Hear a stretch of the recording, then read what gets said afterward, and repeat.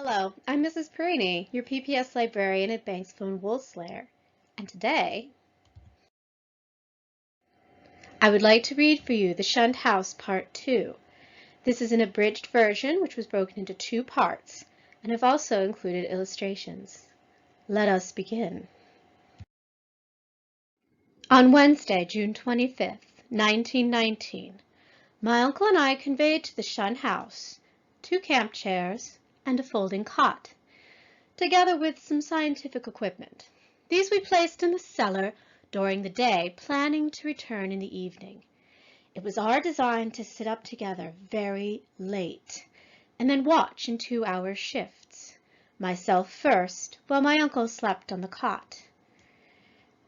To declare we were not nervous would be a ridiculous exaggeration. We were not superstitious, but scientific study had taught us the known universe embraced only a fraction of the cosmos.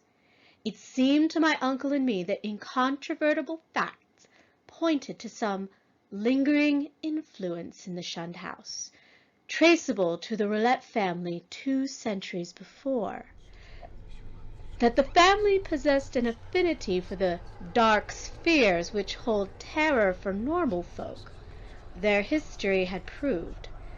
Perhaps the riots had set in motion kinetic patterns in one or more of them, energy which survived their bodies being murdered and buried by the angry mob, and continued to function with frantic hatred of the community.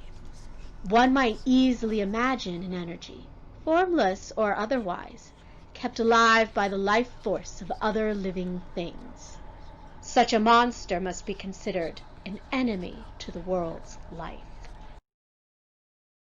What baffled us was our ignorance of the aspect in which we might encounter the thing. No sane person had ever seen it. It might be pure energy, or it might be partly material. We had devised 2 weapons to fight it: a large Crookes tube operated by powerful batteries, in case it proved made of energy, and a pair of military flamethrowers from the World War, in case it proved material. All this we set with reference to the spot in front of the fireplace where the mold figure had appeared. Our cellar vigil began at 10 p.m. A weak glow filtered through the windows from the rain-harassed street lamps, showing off the bare stone walls, dank mildew-tainted floor, and the rotting remains of chairs and tables. We had left the door unlocked, so that a direct and practical path of escape might lie open, in case of manifestations beyond our power to deal with. It was our idea that our continued nightly presence would call forth whatever malign entity lurked there. How long it might take to evoke and extinguish the thing, we had no notion. It occurred to us, too, that our venture was far from safe. Late into the night, my uncle lay down for his 2 hours' sleep. I sat alone, for one who sits by a sleeper is, indeed, alone, listening to my uncle's deep and regular breaths. Still, nothing rewarded my watching, and I yawned repeatedly. Then the stirring of my uncle attracted my notice. He turned restlessly on the cot, his breathing now irregular. I flashed my light on his face to see if he was in any pain. What I saw unnerved me, for my uncle's facial expression, usually set in kindly, well-bred calm, now surged with a variety of emotions that seemed not of one, but many men. All at once he began to mutter, which filled me with icy fear, for the venerable Elihu Whipple was muttering in French. Sweat beaded on his brow, and he shouted, "My breath! My breath!" and abruptly sat up awake. He then told me of his dream, whose strangeness was related to nothing he'd ever read. He said he dreamed of laying in an open pit with a crowd of angry faces frowning down on him. Then he was in an old house whose details kept constantly shifting. He spoke sheepishly of the faces in his dream that had been those of the Harris family, and all the while he had a sensation of choking, as if some presence was spreading through his body, seeking his vital processes. Since my uncle seemed very wakeful, I lied down for my turn to sleep. Sleep seized me quickly, and I was haunted by disturbing dreams. I felt hostility pushing from all sides upon some prison where I lay bound and gagged, the echoing yells of distant multitudes who thirsted for my blood. I recall my futile struggles and attempts to scream. It was not a pleasant sleep. Abruptly, an echoing shriek flung me into sharp awakeness.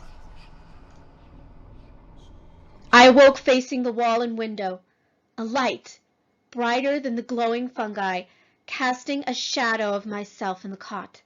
My ears rang from the shocking scream, and my nostrils revolted from the stench which filled the place. I leaped up and grabbed at the weapons by the fireplace.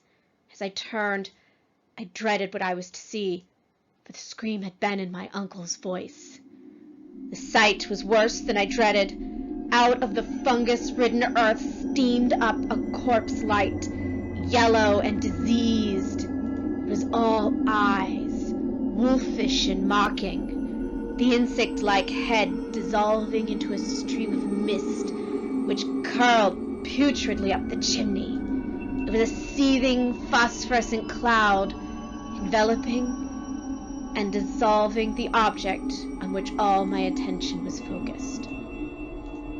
The venerable Elihu Whipple, now blackened and decaying features, gibbered at me and reached out with dripping claws.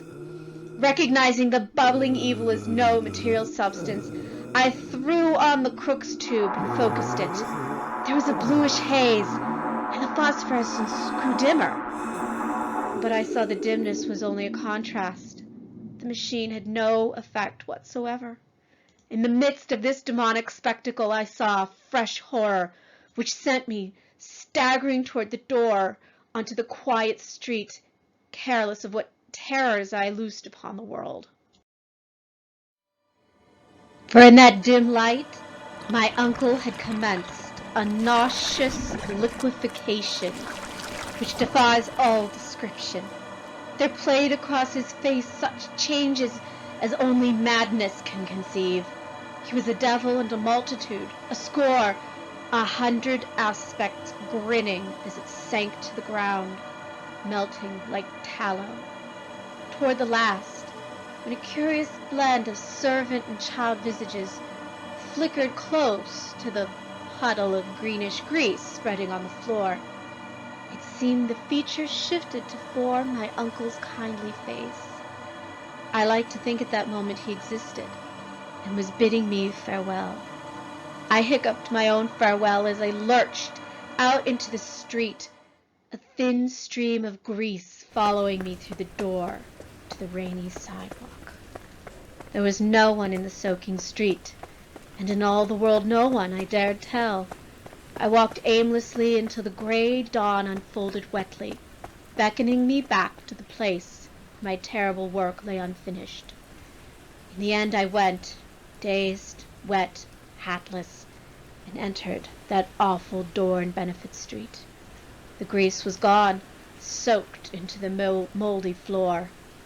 I looked at the cot, the chairs, my forgotten hat, and the yellow straw hat of my uncle.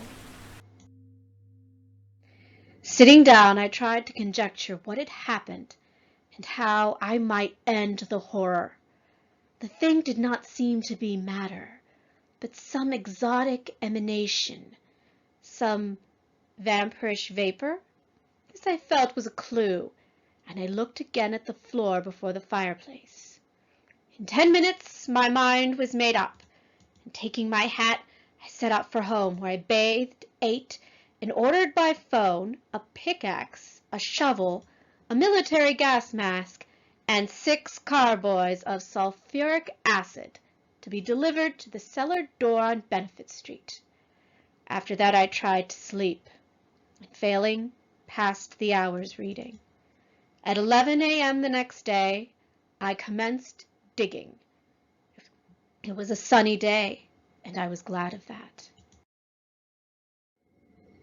As I turned up the stinking black earth in front of the fireplace, I trembled at the dubious thoughts of what I might uncover. Some secrets of the earth are not good for mankind, and it seemed to me this was one of them. My hand shook, but still I delved. With the deepening of the hole at about 6 feet, the evil smell increased. I lost all doubt of finding the hellish thing had cursed the house. At length I climbed out and dispersed the heaped dirt, arranging the great carboys around the 2 sides of the hole, so that I could empty them quickly down the opening. After that, I donned the gas mask, as the smell grew while I continued to dig. Suddenly, my shovel struck something softer than earth. I scraped away more dirt under my light. The surface I found was glassy, a kind of congealed jelly. As I scraped further, I saw a rift where it was folded over like a giant, soft, blue-white stovepipe bent double. Still more I scraped, and then I frantically leapt from the hole and tilted the heavy carboys of acid down upon the abomination whose titan elbow I had unearthed.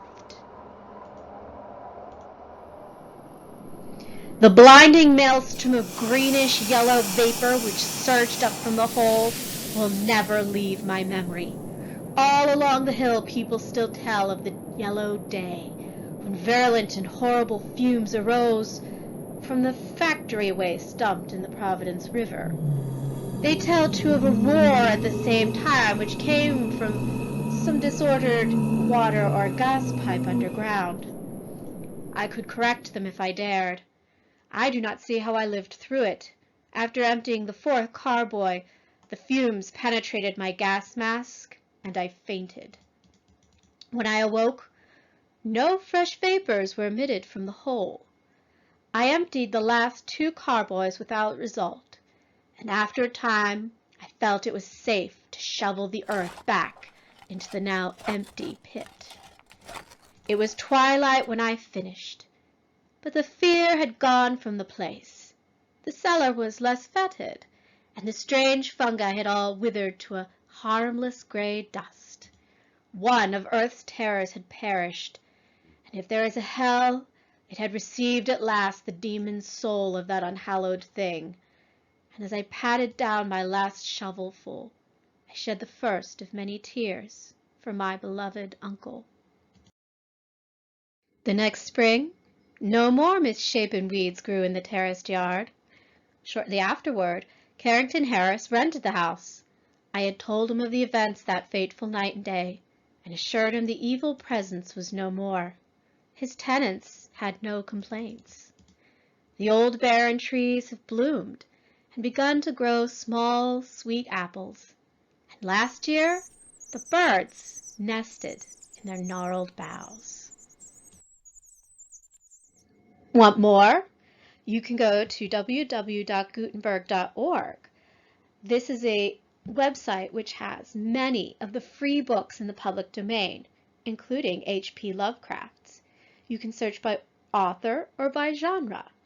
These books are free, and you can read them in many different formats.